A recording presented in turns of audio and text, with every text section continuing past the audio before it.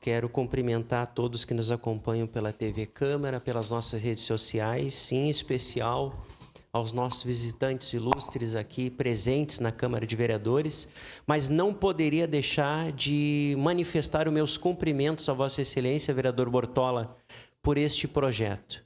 É um projeto que vem a calhar aonde vivemos momentos difíceis, não apenas no Brasil, mas em vários países, quanto a essa questão da drogadição, de muitas vezes as pessoas estarem em um momento complexo da vida, com a saúde mental elevada, e esses projetos vêm para somar a sociedade, trazendo com que, principalmente aos nossos jovens, sejam esses movidos pelo esporte, para que não tenham uma vida difícil como essa, nesta questão. Então, no momento oportuno, presidente, estarei votando favorável. Muito obrigado.